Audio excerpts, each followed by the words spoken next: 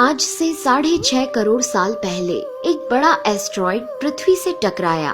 धूल के बादल ने सूरज को ढक लिया, तापमान गिर गया। पृथ्वी पर रहने वाला 25 किलो से ज्यादा वजन का हर जीव खत्म हो गया। डायनासोर्स का काल खत्म हो गया। डायनासोर्स का अंत एक नई प्रजाति के लिए सुनहरा अवसर लेकर आया। ये प्रजाति थी मैमल्स की। मैमल्स यानी स्तनधारी जीव। इन्होंने खुद को इस महाविनाश से बचा लिया था।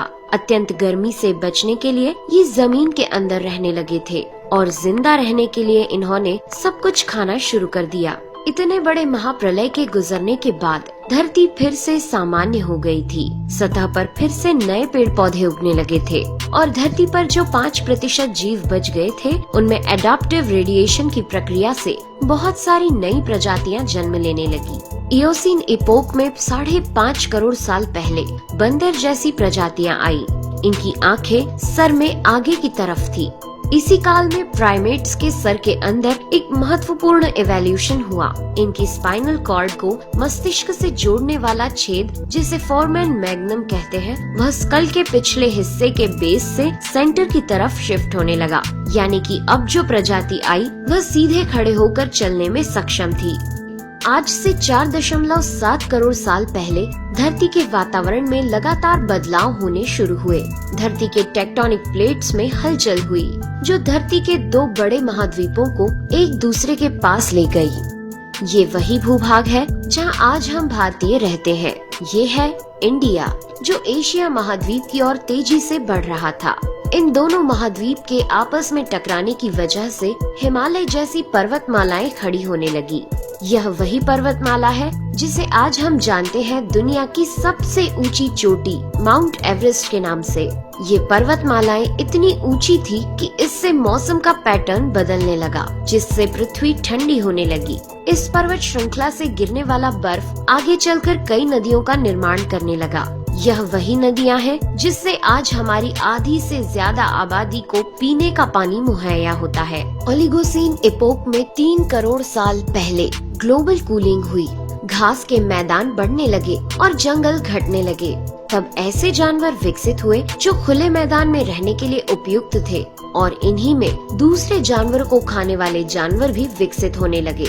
1 करोड़ साल पहले पृथ्वी वह रूप लेने लगी थी जिसे आज हम देख रहे हैं। धरती का वातावरण लगभग पूरी तरह से आज के समान बन चुका था और धरती के सारे महाद्वीप लगभग पूरी तरह से जाने पहचाने थे। लेकिन परिस्थितियां फिर बदलने लगी। 40 लाख साल पहले धरती की टेक्टोनिक प्लेट में एक बार फिर से हलचल हुई और अफ्रीका के पूर्वी इलाकों में एक नई पर्वत श्रृंखला का निर्माण हुआ। ये पर्वत श्रृंखला थी ईस्ट अफ्रीकन रिफ्ट वैली। इस पर्वत श्रृंखला के उभर जाने से यहाँ के हरे भरे जंगलों में आने वाली मौसमी हवा का मानसून पूरी तरह रुक गया और इस वजह से यहाँ के जंगलों में बारिश आनी बंद हो गई। यहीं इसी जंगल में रहते थे द ग्रेट एप्स। ये हैं हमारी काफी दूर के रिश्तेदार। हमारी ये पूर्वज कहलाते हैं पेरोलापिथिकस या पेरोला। हमारे परिवार की शुरुआत इसी ग्रेट एप्स से हुई। पेरोला पेड़ों पर रहते थे और फल खाते थे। वजनी होने के कारण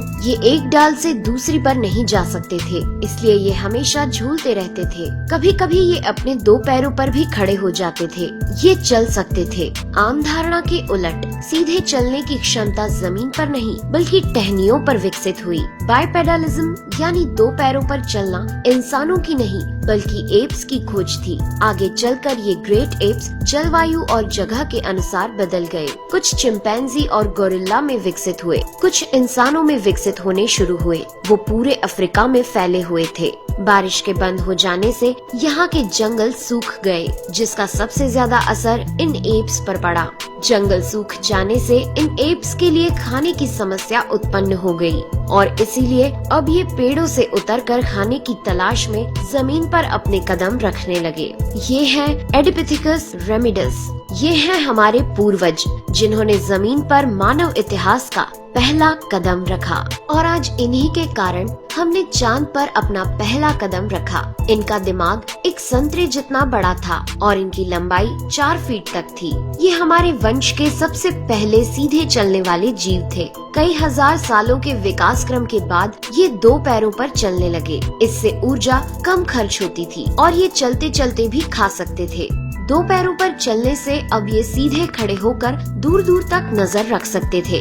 समय के साथ साथ विकास की प्रक्रिया चलती रही और हमारे पूर्वज धीरे धीरे विकसित होने लगे। 23 लाख साल पहले हमारे पूर्वजों का दिमाग काफी बड़ा हो गया था। ये थे होमो हेबिलियस। इन्होंने पहली बार पत्थर को हथियार की तरह इस्तेमाल करना शुरू किया। जैसे ही इस मामूली से पत्थर पर धारदार किनारा बना, हमारे पूर्वजों के पास एक हथौड़ा आ गया। हमें काटने का हथियार मिल गया, जिससे वह हजारों ऐसे काम कर सकता था जो वह पहले नहीं कर पाता था। पत्थर के इस्तेमाल ने अंगूठे और उंगलियों को मजबूती दी, जिससे हम और अधिक कुशल तरीके से इनका इस्तेमाल करने में सक्षम हो गए।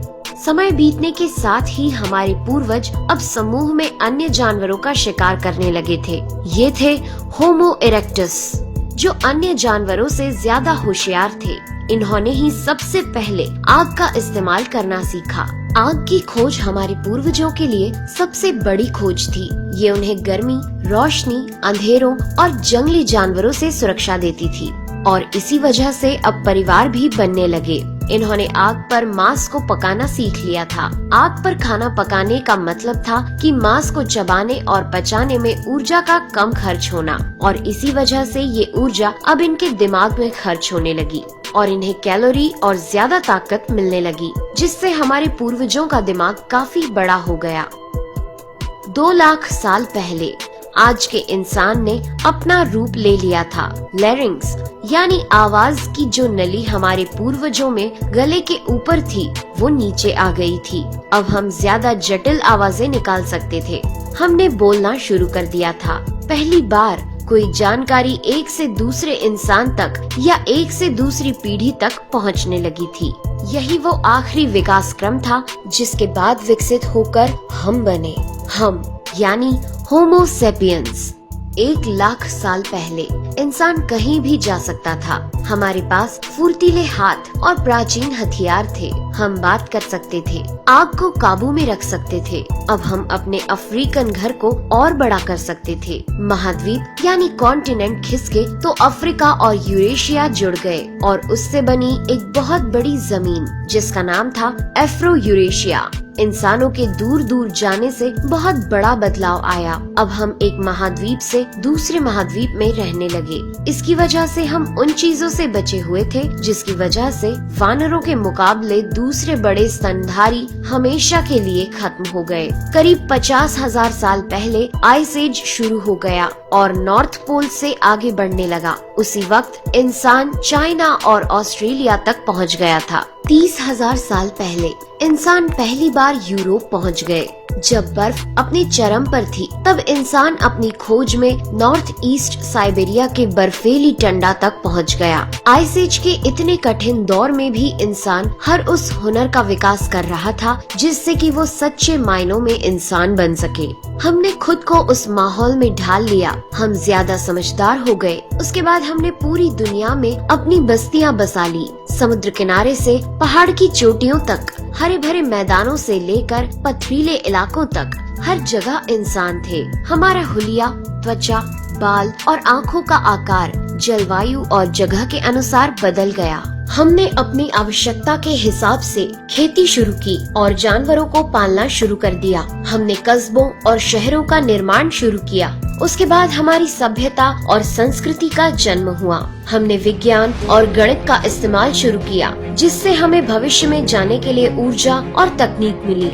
ये है हमारा समय। अब हम पूरी तरह विकसित हैं। हमारे जैसा इस धरती पर अब कोई जीव नहीं। आज हम जानते हैं कि हम कौन हैं, कहां से आए हैं, लेकिन ये तो बस शुरुआत है। अभी हमारा सफर खत्म नहीं हुआ है। हमें अभी और आगे जाना है। आने वाली चुनौतियों का सामना करना है और खुद को और विकसित और आधुनिक बनाना है। दोस्तों आज के एपिसोड में बस इतना ही। वीडियो अच्छा लगा हो तो प्लीज लाइक करें और चैनल को सब्सक्राइब कर हमारा सपोर्ट जरूर करें। यदि आप नए हैं तो इस चैनल पर हमारे बाकी वीडियोस भी विजिट जरूर करें। साथ ही सब्सक्राइब कर नोटिफिकेशन बेल को भी ऑन कर लें। मैं हूं आपकी दोस्त नेहा आगरकर। फिर से मिलेंगे एक नए एपिसोड में। तब तक के लिए दीजिए इजाजत। नमस्कार।